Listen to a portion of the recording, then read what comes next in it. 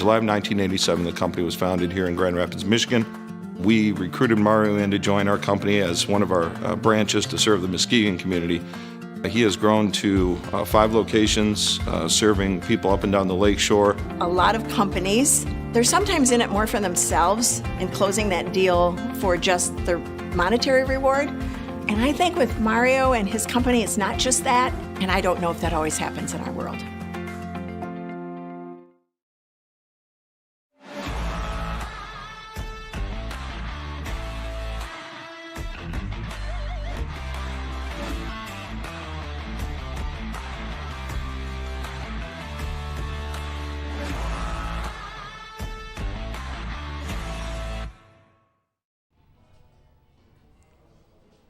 Good evening. This is Scott DeCamp with CatchMark SportsNet.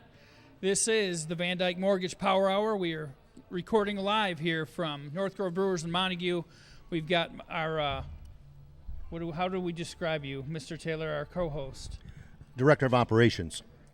Director of Ops. Trezelle starts laughing. Well, and we're really pleased to bring on the show today, Trezelle Jenkins.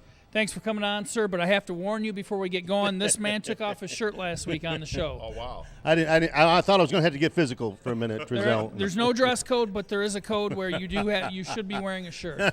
Okay, so if you can, keep your shirt on. Thank you. No promises, though. I appreciate that. He hails from Chicago, the Windy City, and we got him up here in our community here in the White Lake, Muskegon area. And what a tremendous asset it is to have Trezelle Jenkins, up here in our community, working with our kids, working at Howmet, actually. And, it's a diamond in the rough for our area to have somebody like you come up here and spend time with our kids and in our communities. So we appreciate that, Trezelle. I appreciate you for having me. And I thought you were saying a diamond in the rough, not for me, but for the Howmet, right? The company I work for, it's an aerospace company, and most of those are on the West Coast in Seattle or maybe in Connecticut, but we have it here right here in the White Lake community. So great. I had an internship at Howmet about 30 years ago. That's dating myself, but because I was heading toward the engineering and science field, and then got to a 4-year college after I got all my quote basics out of the way at Muskegon Community College, and realized, you know what, I think I could maybe do this, but I want to do something that I want to do, and the rest is history. So well. Yeah, I know I remember being recruited, and they said, "Hey, are you in the top 50% of your class?" And I said, "I'm the guy that makes them possible." You know what I mean? Yeah. So that ended that conversation right there. So it's not too late for you. You can come back. I might. We'll see.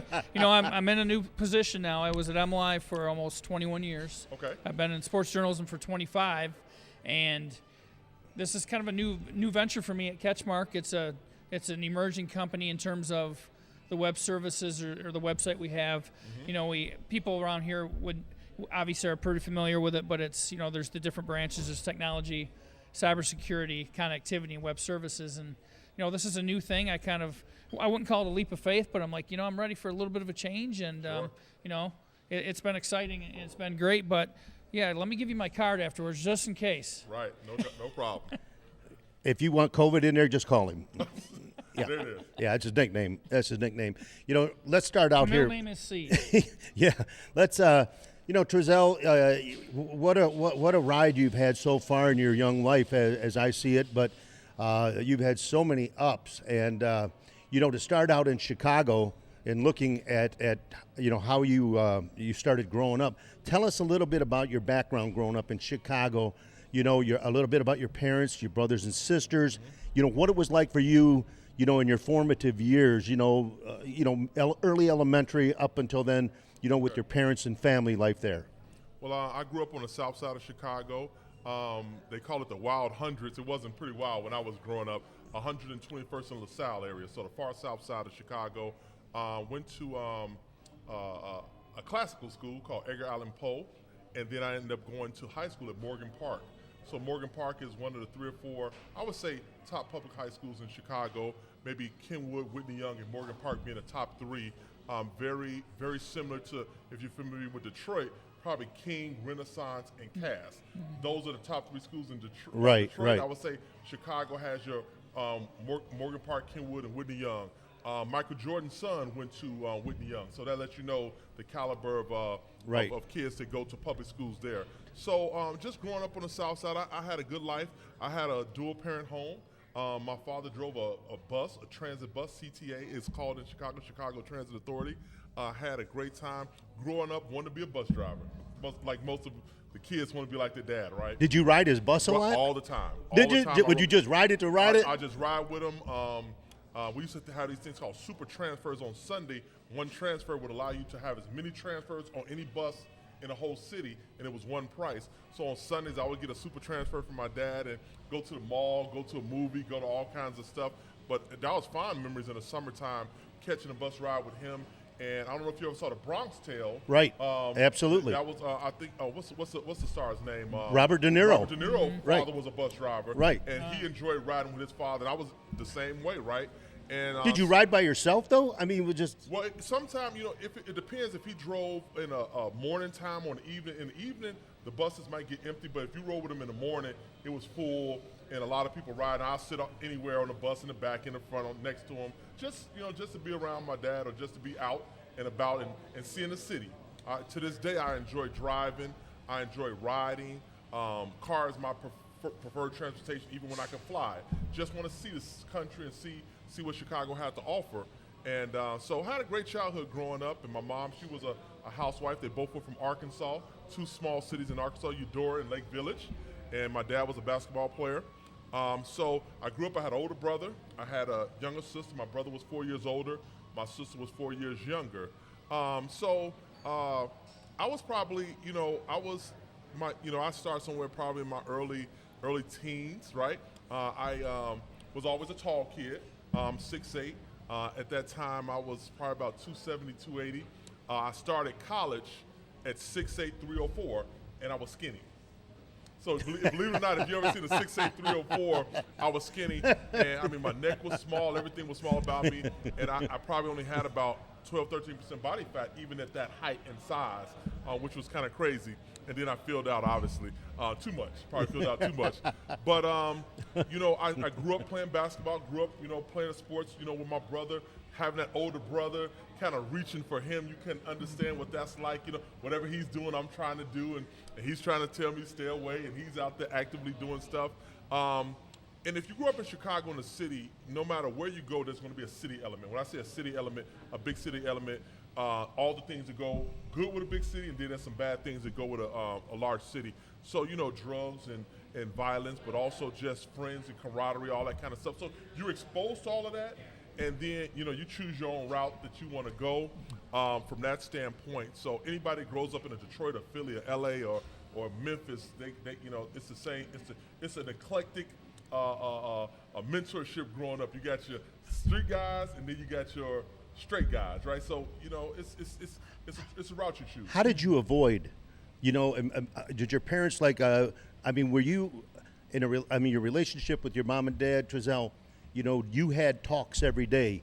I mean, you did spend time having serious heart-to-heart talks about right versus wrong, who to hang out versus who not to hang out with. Right. And I'm sure you lost friends along the way. Absolutely. And it was a hard luck story, but it just reinforced more what your parents were trying to tell you. Well, I would say, my parents had a high school education, but most of, after 4th or 5th grade, they couldn't help me too much, right? Things started getting advanced academically, but I had a pretty good work ethic, wanting to get my work done. My brother, very smart, probably been more the street route, right? From that standpoint, and it's just a life he chose. So, but no heavy street, but just, a little more defiant than maybe I was from that standpoint. But my parents always, my mother was go to church every Sunday. My dad got saved at 40 and stopped smoking. He was a smoker. Then he started going to church with my mother, which was a great example for me. And I saw that transformation in him. He was never, neither one of them ever drank. And my dad was just a smoker, which probably most of the people smoked back in the day. And he ended up stopping, and he's saved, and they're both saved today. So I had a good Christian example from that standpoint. But I would say most of my influence probably came from my brother, school, and the streets, which everybody's influence comes from. Who were your best friends growing up? We had, I grew up on a city block in Chicago. We had 16 houses on one side, 16 on another. So it's 32 houses on a block. So I don't know, being out here in Montague or Whitehall, blocks are a little bit different, but that's a standard block in Chicago. We grew up in a standard middle-class neighborhood, a bungalow, 2-3 bedroom, 1 bathroom type place.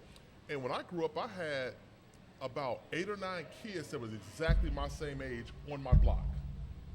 We went to the same grammar school, we went to the same high school. A little bit different around here, things a little more spread out.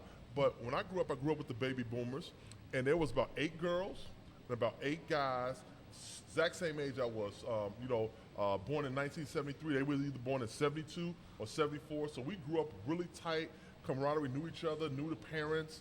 Your friends' parents could discipline you, all kind of stuff. And they looked out for you in the neighborhood. And looked out for you in the neighborhood. So we had tons of that. And so those are people I grew up with. We go swimming at the park. In the summer, we play sports, football. And our biggest thing was, beating the light before the light came home. Mm-hmm. Before the light came home, that was our only rule, is be home, especially in the summer, before the street lights come on. And it's a little different today. Obviously, kids are not out and active as much. It's actually, can you get out and see some street lights, type of situation with the kids. So it's exact opposite, but man, we were active. We wanted to go so many places and see so much stuff. And obviously we didn't have the trinkets with video games and cell phones that the kids have today. So we kind of did most of the fun with ourselves. You went on to a great career at U of M and played in the NFL with the Chiefs, etc. When were you introduced to football? When were you introduced, and when did the light finally click for you? When you went into high school at Morgan Park? Yeah, I played football at Morgan Park my freshman through my senior year. But football was right introduced. We used to play football at the park. And we didn't have, great thing about growing up in this community, we didn't have like the Pop Warner or mini mites.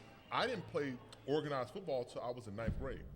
And so we didn't have for 5th grade or 6th grade, these great communities out here, these kids, I spoke to some Montague kids, and it's the same coaches from 5 years old all the way up until they get to high school. So the fundamentals for these kids in the smaller communities that love football and love sports, they have a great advantage from that standpoint. So most of us just played.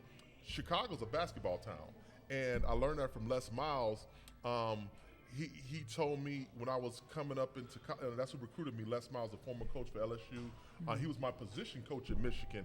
And he told me that, everybody coming into high school, to college was like, they thought their college area had the best sports.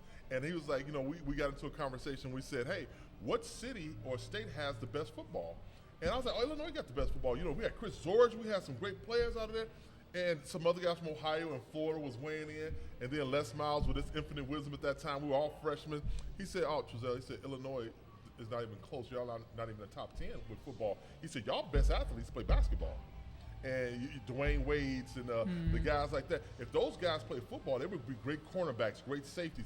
He said, Ohio, Texas, and Florida and California is your top 4, and in no specific order. So he corrected me on that, and I learned that from that time on. Not to say we didn't have great athletes, it was just the best athletes in Chicago play basketball because it's the cheaper sport. Everybody had a rim and a ball. Football was expensive at that time, equipment and those types of things. So it was a little tougher for football, organized football, to be prevalent throughout the whole city. The skill sets, though, you learn by playing playground ball, not having that organized sense that you talk about with these youth coaches.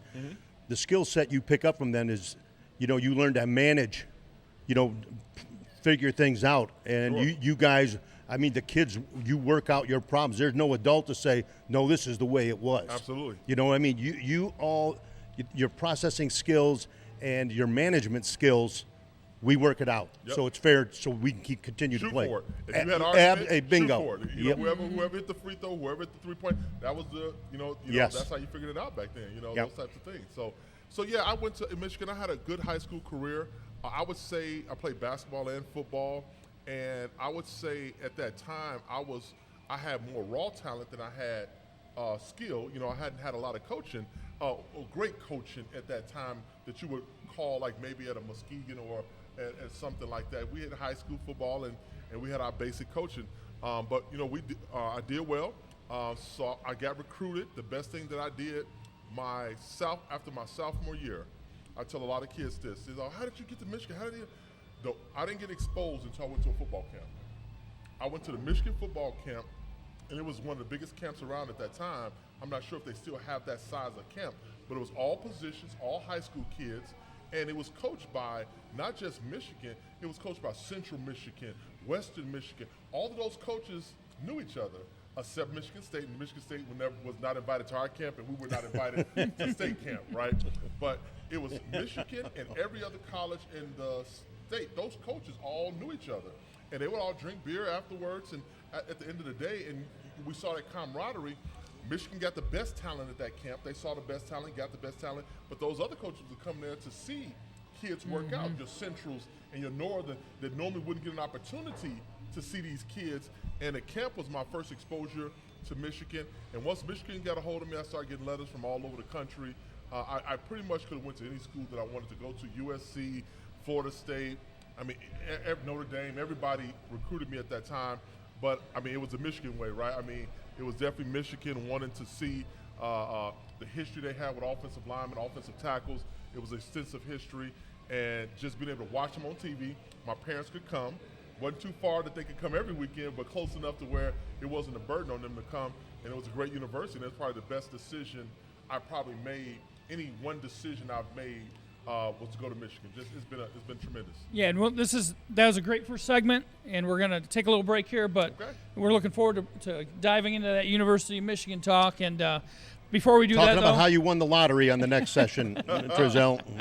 Before we go into that, I'd like to thank our sponsors, our title sponsor, VanDyk Mortgage, as well as Shepherd & Shepherd, and, of course, our host sponsor here, North Grove Brewers. So stick around with us, guys. We'll be right back. Hello, this is Dmitry, the Russian hacker. Please disregard the following message from CatchMark Technologies. It will make my life easier. Thank you. If you own a business today, that business is exposed to digital risk. Data privacy, compliance, and of course, cyber attack risks are just a few that you may need to manage.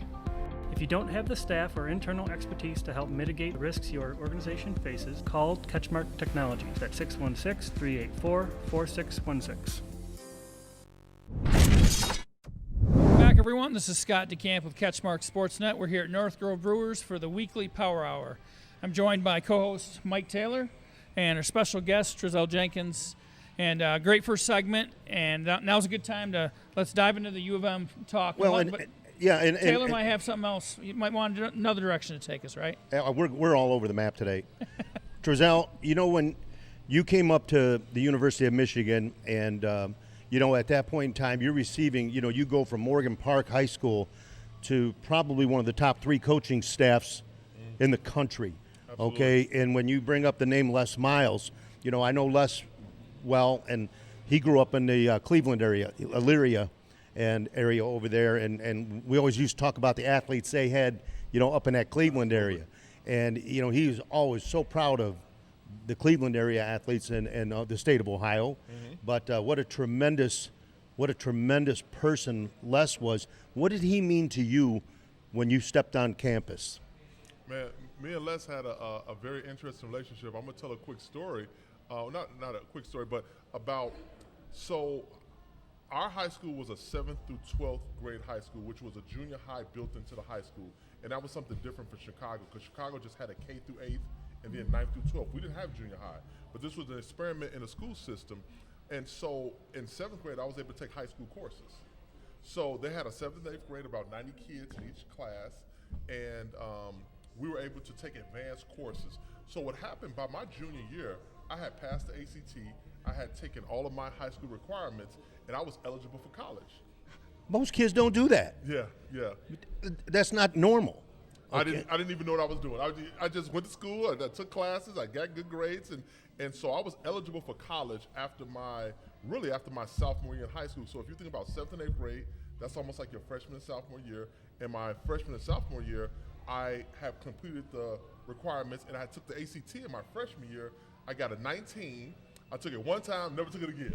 Because my freshman year, we just took it for fun, because you could take it more times, but I took it one time, passed it.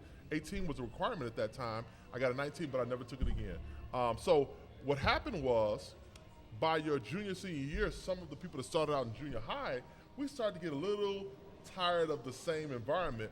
And so I was kind of ready to be on to my next adventure. So I was getting recruited. I finished my senior year in football, had a great season. We went to the state finals, state semifinals.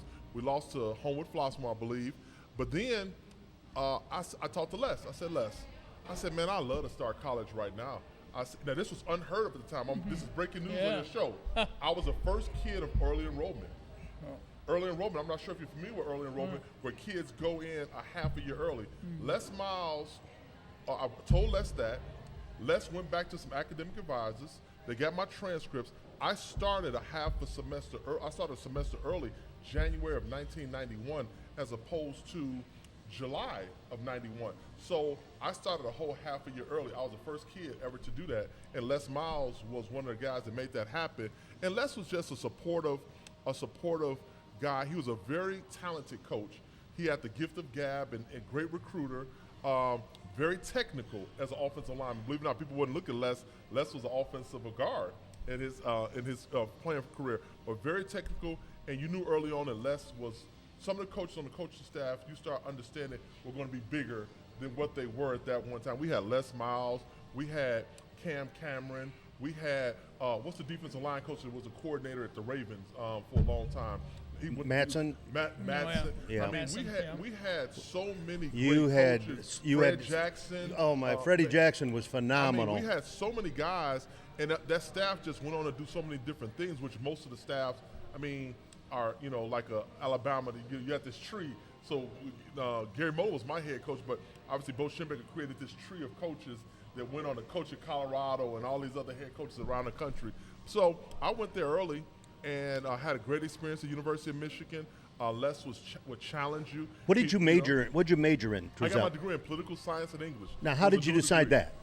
You know, I tested into LS&A, so language, science, and arts. You could come into the college or university with whatever your grades would allow you to do. Some people with engineering, a few, not a lot. So, I mean, I was a couple guys that wanted to do engineering. We had, most of the guys went down to kinesiology, you know, physical therapy, light weights, understanding muscle groups. That was where most of our players end up going down. But I just, you know, I took some Spanish in LS&A. You had to take 4 semesters of Spanish, which was a hard thing to do in college.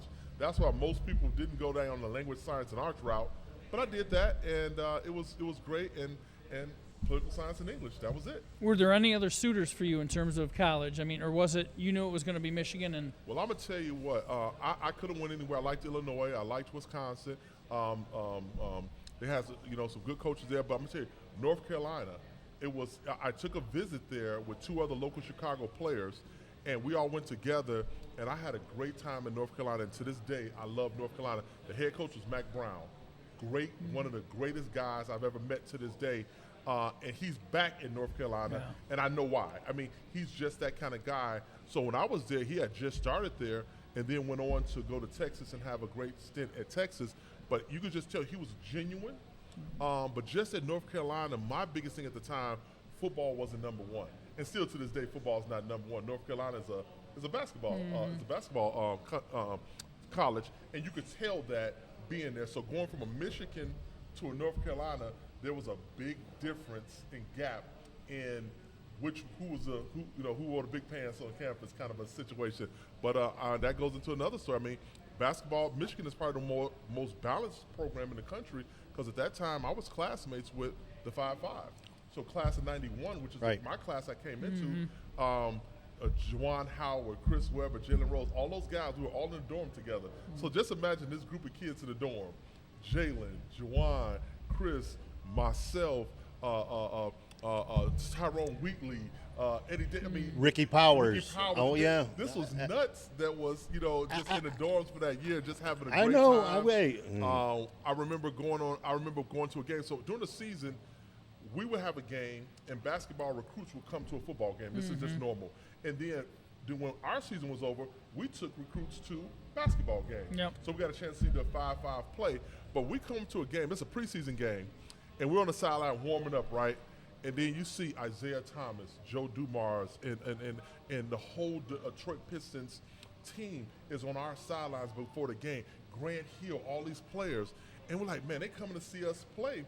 Michigan was was and is a big deal, and we just used to feed off each other in that manner. But just watching those pros being on the sideline, it was hard. The coach, you always want to be focused on your coach, but even Coach Miles made a comment about Isaiah Thomas and Joe Dumars being on the sideline of our game, and he said, you can look at him. And so we all looked at him, and then we got back to what we had to do. So it was just fun, and you would just never know who's who on the sideline, and you know, you saw great people, and you went to their games, and they came to our games. So great environment. You know, and a lot of people don't realize it or know it because they've never experienced it, but when you're at a Division I school like the University of Michigan, your life is different, okay?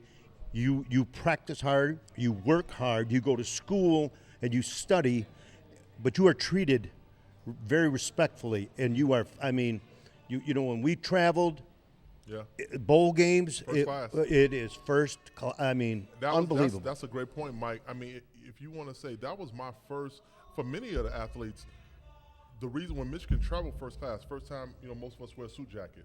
First time most of us ate a first-class meal. I mean, you know, we had steaks and fillets and lobsters. That stuff was like, we would walk past that to go to burgers, you know, when we were 19 and 20. So just that was your first introduction into being traveling first class. And it spoils you to some degree, but it teaches you, if you work hard and how to carry yourself a certain way, there's a certain way that a lifestyle that goes along with that if you continue to be successful. It's all laid out there for you. When you're in college, it's what path you choose to go on your own. I remember we would have these lunches, right, these dinners after practice. We thought nothing about them. We go in a hard practice. We come from practice. We're tired. And we had assigned seating sometime, one day out of the month or what have you. And so we were like, what's this all about? You young. You're like, what's this all about? You know, the older guys say this is kind of like the donors or people that have friends in the program get a day to sit down with athletes and have dinner with you. And if I would have kept a card of all of the people I met at those dinners, I sat with judges, I sat with senators, I sat with space pilots, I sat with presidents of universities and business schools and things of that nature. If I would have kept half of those cards, I probably would have a great contact list now. I really wish, being in business now, that I had some of those names I could call on, because, man, you met some of the most intriguing people in the world, and they just kind of want to be around, Mike, to your point, they want to be around some world-class athletes, and Michigan is nothing like Michigan from that standpoint. Absolutely. So is it true about your nickname? What was your nickname at U of M? My nickname is Tree, but there's a mistake. My nickname is Tree, and it's short for Trezelle. So you pronounce my name Trezelle, but somehow on the internet, House Cat is out there. And House Cat was not my nickname. House Cat was Jesse Johnson's nickname. That was a running back out of Detroit, great running back. And somehow that got mixed up. And so people that read the internet, and I don't know how to get it off. Maybe someone on your show can show me. Yeah, we can scrub that. Someone might have put it in the story today. We'll change it to the Italian Stallion. That's an example of why you never listen to Wiki. You never trust Wiki. Yeah, so y'all help me out with that. So House Cat was Jesse Johnson, and Jesse was 1 year above me, class of '90, and they called him House Cat because he was a very nobody's in Michigan not talented, so understand that. But even at Michigan, cream rises to the top, right? Your best players rise to the top at every level. And Jesse was, I would say, he was talented but not focused. And so he let Ricky Powers and some other guys that was in that class, you know, kind of rise above him a little bit. But every now and then, Jesse would practice or show you this flash of unbelievable greatness. And they call him a house cat, so because house cats kind of sit next to you, close to your leg, and then all of a sudden, you know, they could pop up. So that's where Jesse Johnson's nickname came from, and he was a great talent, and that's where it was. So I'm not the house cat. No, I'm Tree. When I saw that, and someone that's a large individual such as yourself, I'm like, how is that supposed to work? That's a big house cat. Yeah, that's been out there for a long time. And I don't know, and I'm not the greatest on the internet or to take the time to care, but that one definitely needs to be scrubbed on the internet. You know, do you got to go for another break? No, we got a couple minutes. Okay, you know, when we talk about the people that, Trezelle, the people that you actually had an opportunity to sit with, and the importance of those people, you know, what you meant to them and what they meant to the program. The other thing they don't realize is when you are sitting in there in the football program with just the football team, how many great speakers Oh. those coaches bring in to talk to my you. God. And I remember, anything that they thought they needed to bring in. Bill Parcells came in and spoke to us. That's where I want to go with this. I mean, Bill Parcells took a Sunday or a Saturday. I don't remember the day.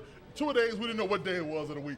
But he came in and he told us, and the thing that Bill Parcells said that I'll never forget, you try to take away one thing from these great speakers that come in. You can't take 10 or 20 things away. You take away one. And he said that the only thing that's to separate football players is their talent. He said everybody's effort is supposed to be the same. So when you coach, the coaches come to the table, everybody's effort should be the same. But the only thing that's to separate a player is their talent. And he said if you let your effort separate you from somebody else, that's a shame.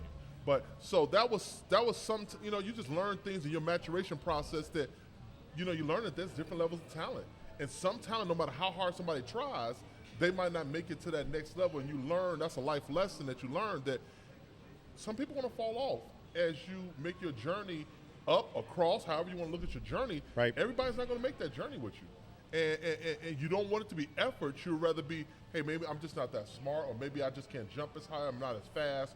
But the effort should always be there. And that was what Bill Parcells had said. And he was a great fan of Michigan players.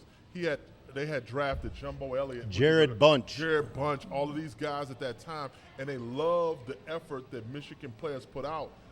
Sometimes Michigan players were not thought to be always the most talented, but it was never a question of effort from that standpoint. And I can't help but to put a Ohio State Michigan plug in. Talk to us. Talk to us. So you were talking about Les Miles, and all of our coaches was from Ohio. I don't know if people know this. Les Miles was from Ohio. Gary Moeller. Bo was from Ohio. From Ohio. Yeah. So we didn't hate Ohio State. We hated Michigan State just because of the in-state rivalry. But Ohio State was a healthy competitor. And 20% of Michigan team came from Ohio. Right.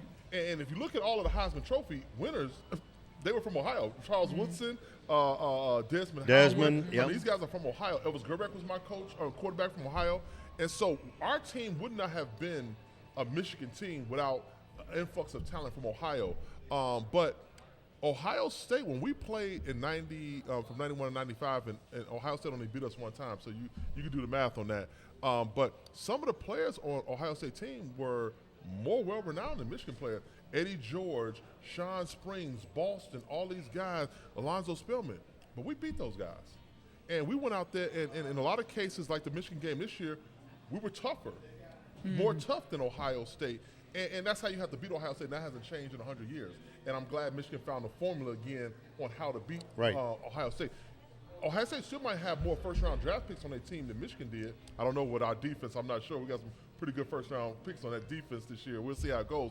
But it was a toughness that still rang out in a victory over them.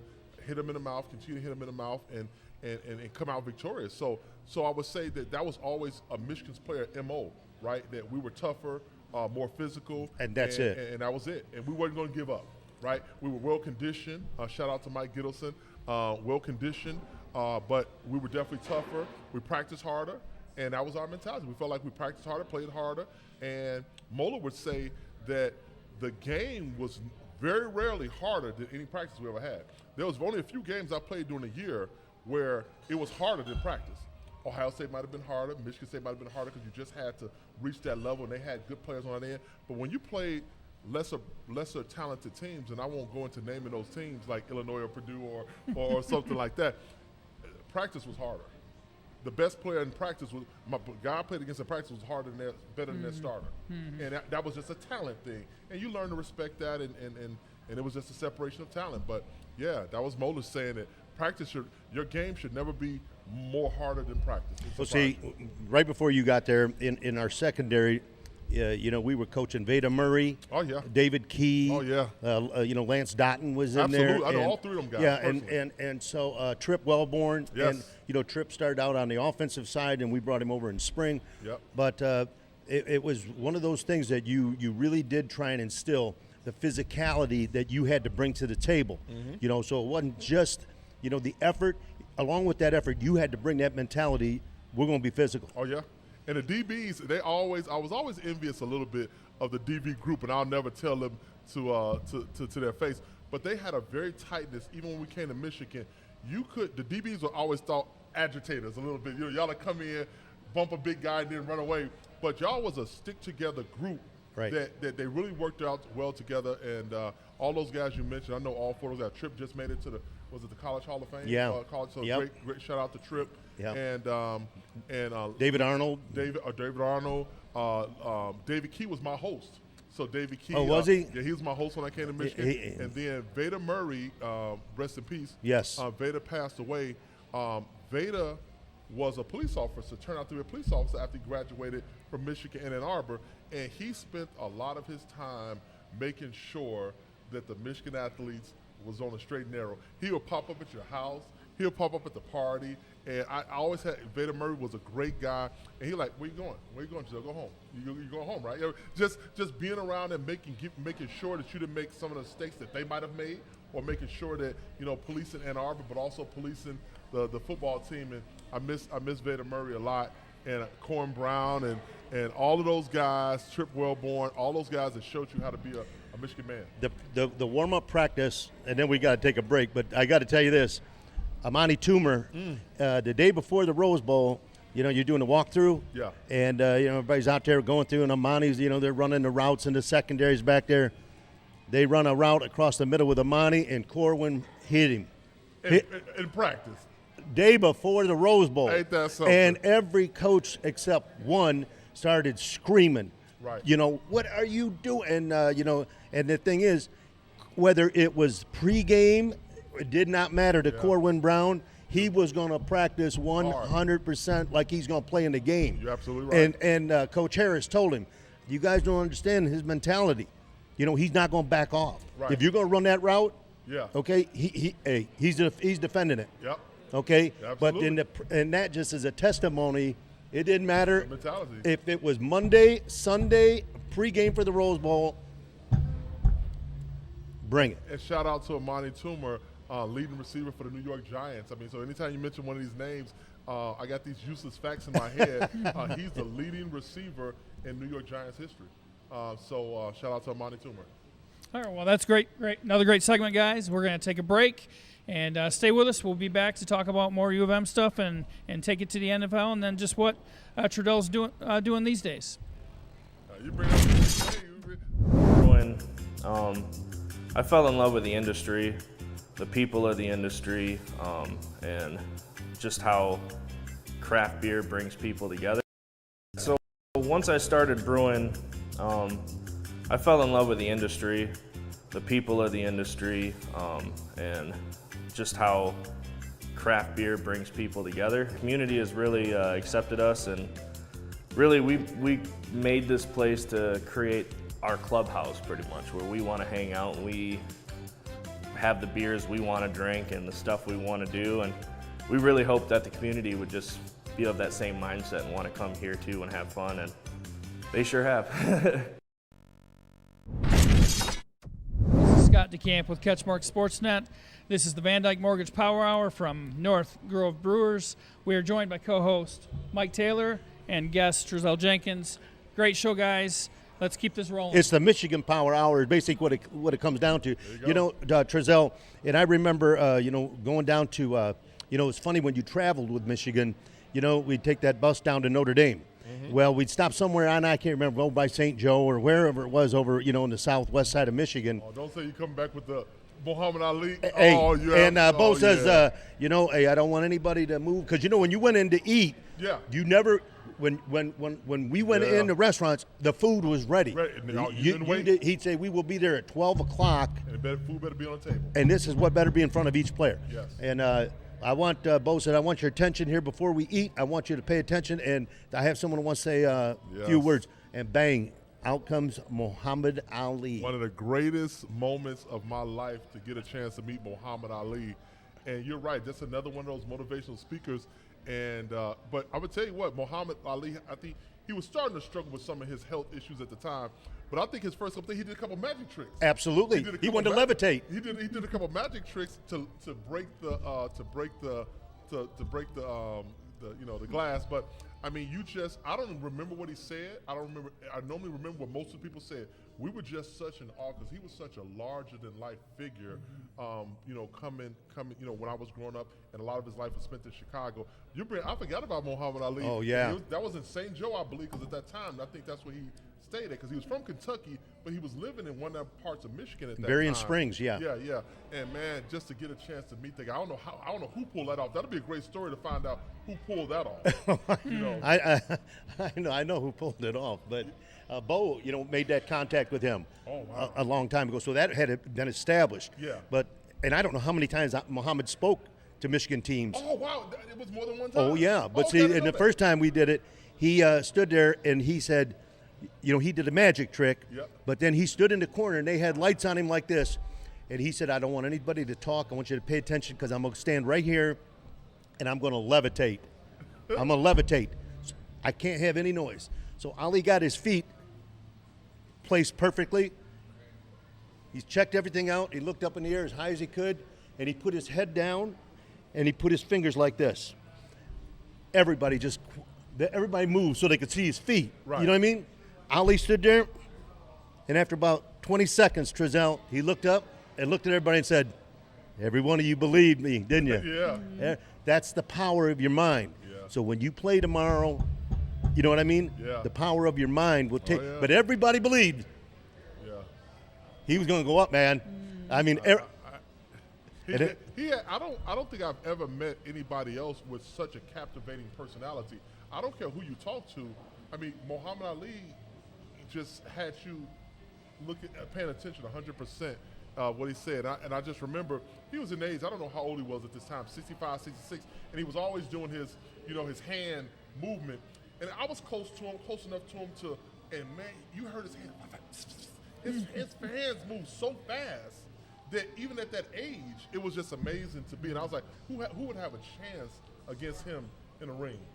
But great. But the motivational speakers and the little things like that really, normal people don't have an opportunity to be a part of, see, experience. Yeah. Okay, but it really makes you appreciate, the environment you chose to come through for 4 years. Absolutely. And then, the other thing, this is just as big to me, is how seriously you took your education. Oh, yeah. Because what you've done in your professional career outside of football, Trezelle, man, congratulations, because you've been very successful.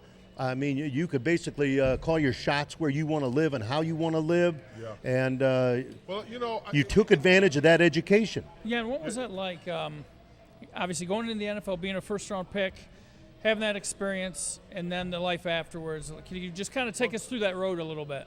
So I would be mistaken if I didn't.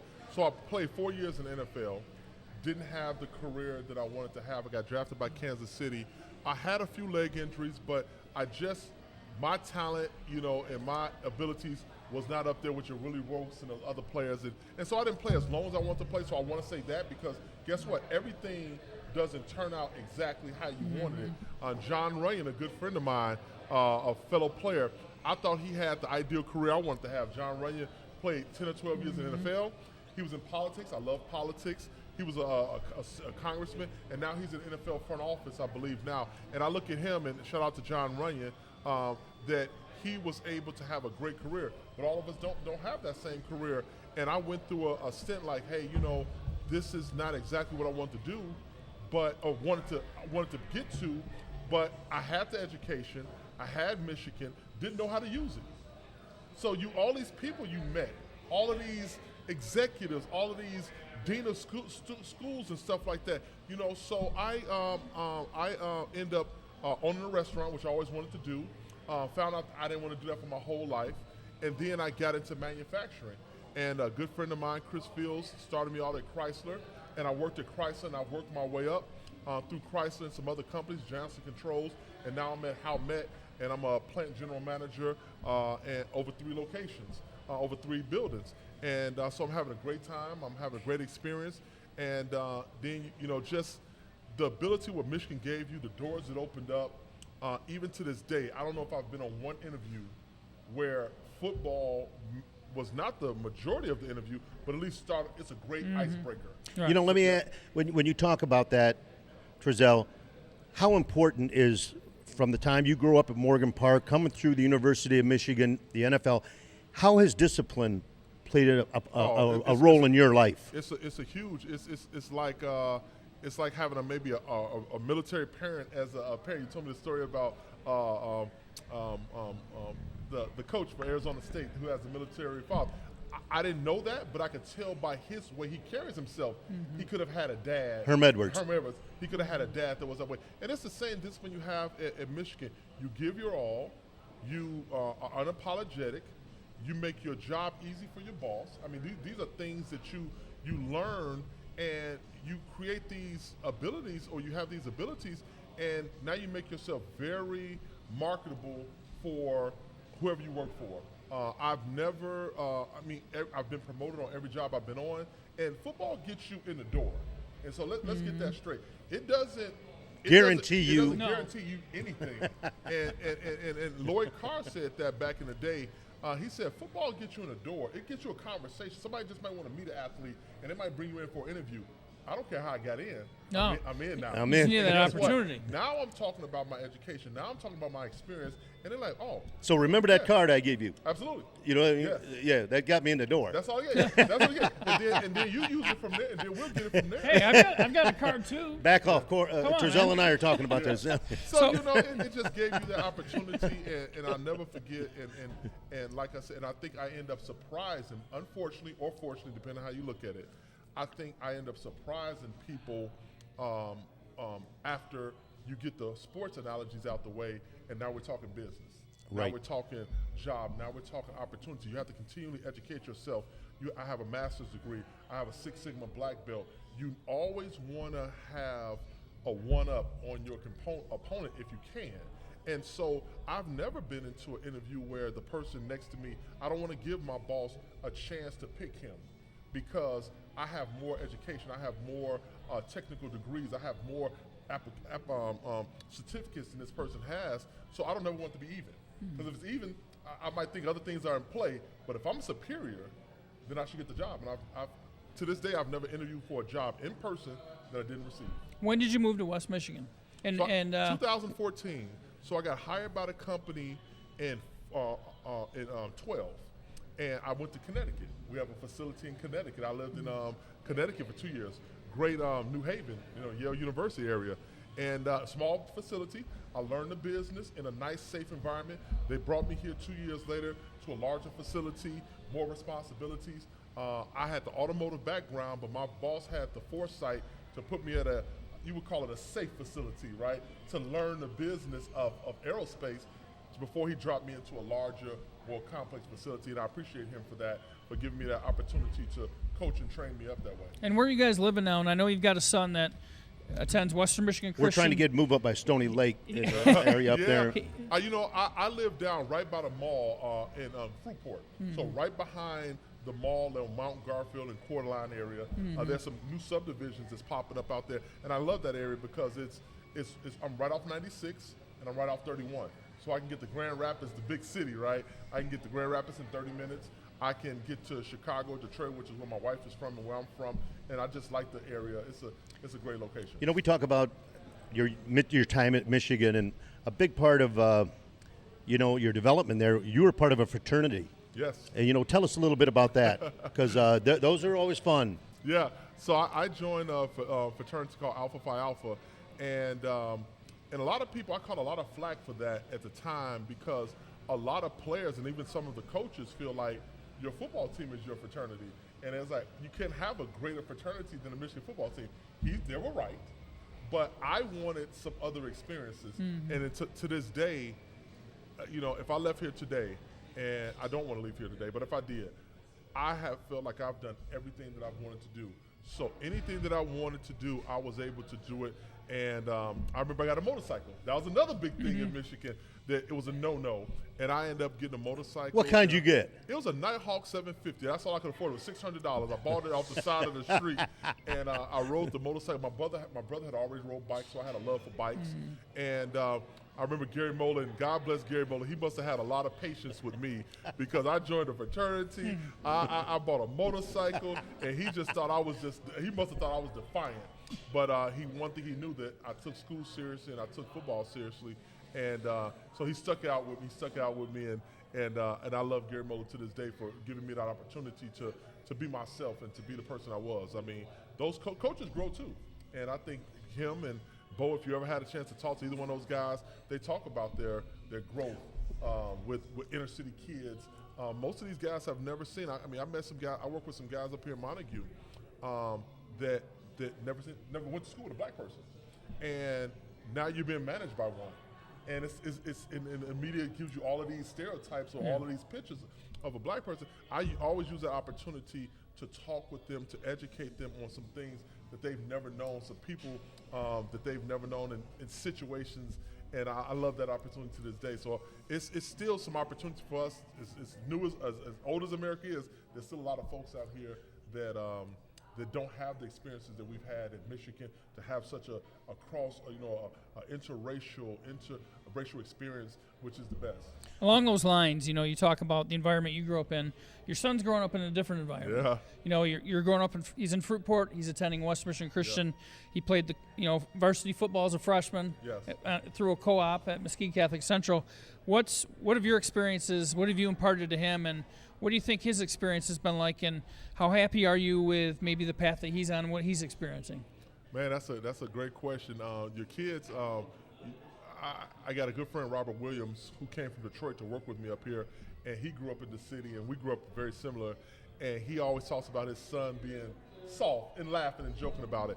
And we joke about it because they're not going to have the same experiences we have. No matter how hard we try, it's impossible to emulate an inner city experience with the experiences that they've had here. But what you do is you learn you go with the pluses they have. Educationally, my son is off the charts. His son is in college now to be a doctor at Howard. He's a doctor, and he's going to be a medical doctor, and he goes to Howard University in D.C. Probably wouldn't have done that if he was in the inner city of Detroit. You know what I mean? Or it would have been a tougher road. So the opportunities that they have now, the interactions that they have now, much better. So you don't fight those, right? The experiences they have now, just quicker, smarter, just more compassionate, more knowledgeable about the environment and all those different kind of things. My daughter corrects me all the time with all these things. And she's saved the whales, right? I mean, these kids now, if you got a straw, say, no, Daddy, don't use that straw. You might end up in a turtle's nose. You know what I'm saying? The kids today are just different, and you have to embrace that. But as far as football, there's still only one way, right? And I didn't force my son to play football. He knew about me. I exposed him to all of the things I was exposed to, but I never said you had to play football. So he wanted to play. Basketball is really his first love. He loves basketball. But he got out there, he toughed it out, some physical practices, and started getting into that. And I'm going to tell you a quick story. I was really worried about him, Mike, because I was like, he had never had two-a-days. And, so when he was going to high school, I said, man, my son's going to have two-a-days. You know what I found out, Mike? There's no more two-a-days. Right. It's been gone for 10 years, and I don't know if I just found that out.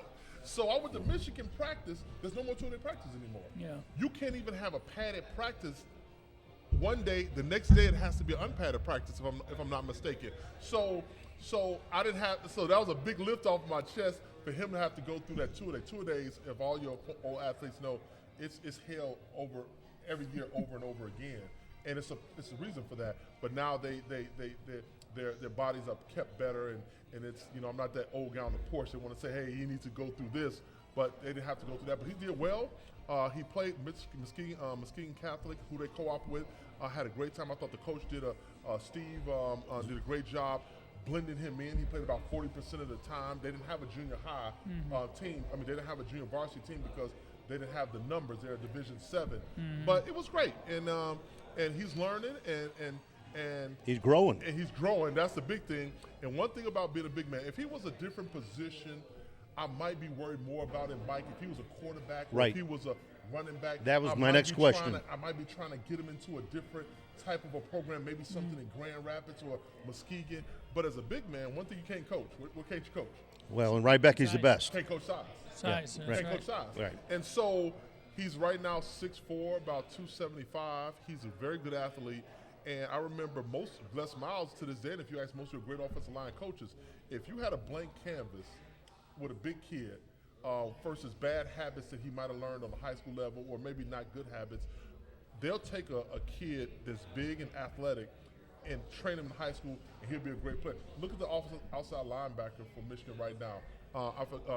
Not Hutchinson. Who's the kid on the other side? Yeah, I know what you're talking about. 53. Yeah. And he has African heritage.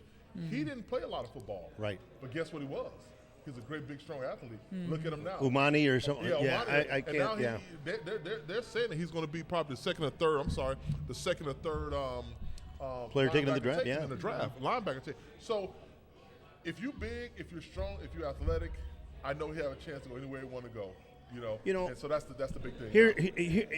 I want to hear your take on this one. Back when you came through high school, the one thing we saw constantly back then was your varsity football team, okay, and even back in the day in college, but your varsity football team was primarily juniors and seniors.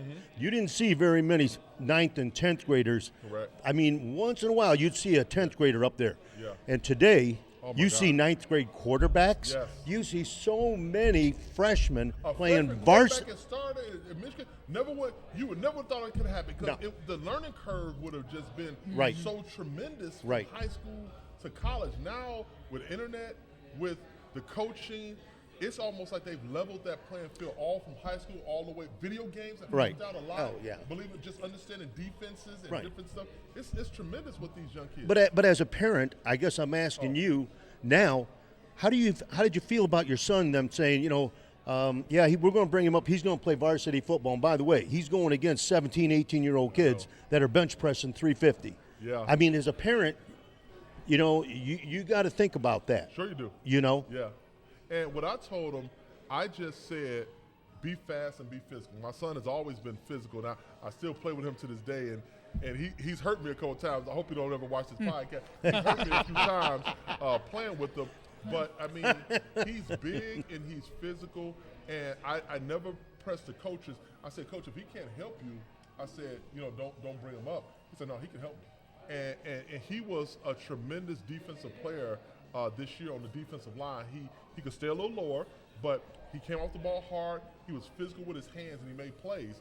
And again, you can't coach size. And I was wondering, would it be a running back there that, and being in that Division 7 where the school's a little smaller, that made it easier for me, Mike. If he was in Division 1 or 2, I don't believe that he would have been able to play on that level. Like if he was at a Muskegon or Right. a Grand Haven, I don't think that he probably would have been. Well, see, on the freshman when I team. meet your son, that's the first thing I'm going to tell him is, I don't know if you know this about your father, but at Michigan, when we watched him as a junior in high school, coming in our camps, we were going to recruit you as a tailback. I'm going to let him know that. You know what I mean? All right. Yeah, and he's a much better defensive player than I ever was. I had no desire to play defense. I don't know if anybody ever wanted to just be an offensive tackle their whole life. I had no desire to want. I didn't like getting cut. So guess what I did a lot of? I cut people. I mean, so I did to people what I hated getting done to me, right?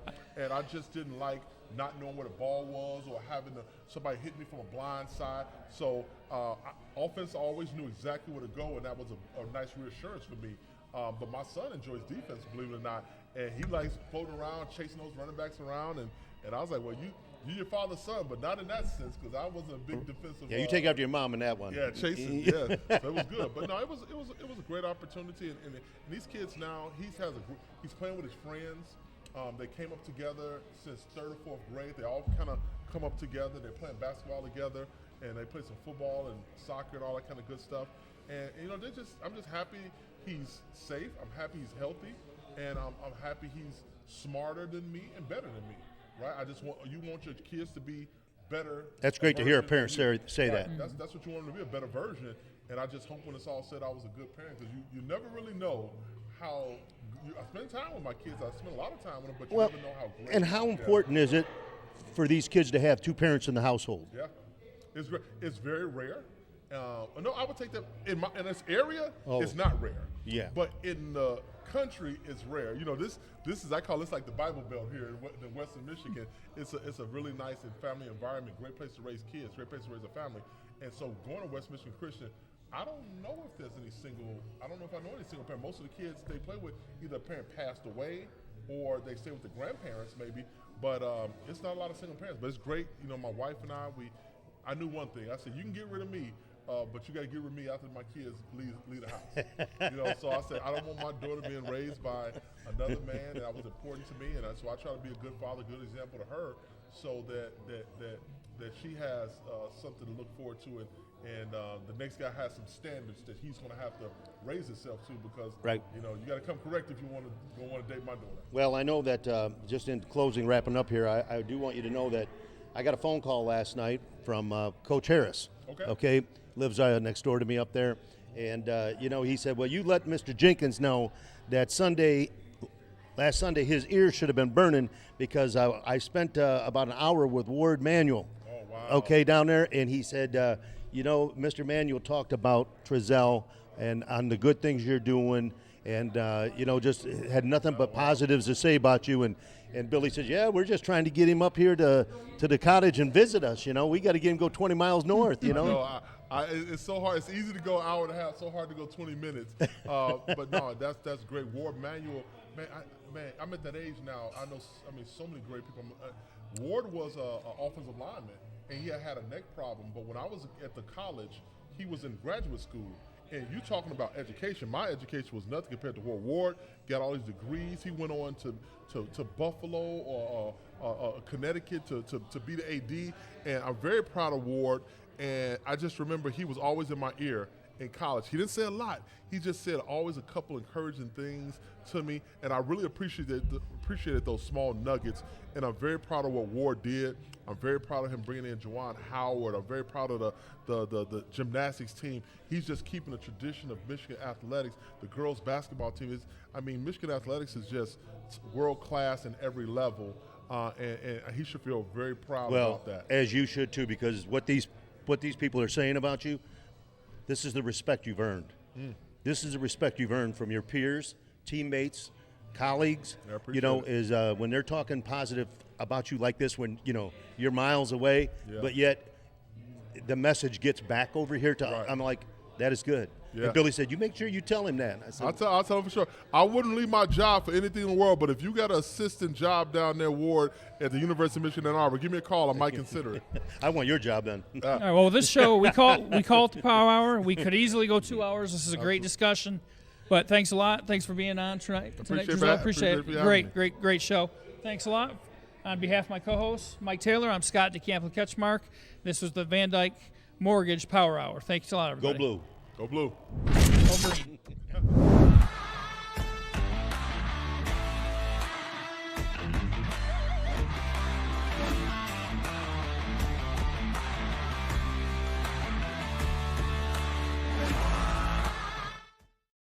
Hey, did you hear? CatchMark offers digital media services. CatchMark Web Services offers website and media content to help grow your business. Our web service team can help you design, develop, and implement custom websites that are search engine optimized. We also produce videos and media presentations that engage and communicate with your target audiences. We define, develop, and execute the most efficient plan to reach your audience. Shoot us a call at 616-384-4616, visit our website at catchmarkit.com, or stop into one of our offices in Grand Rapids or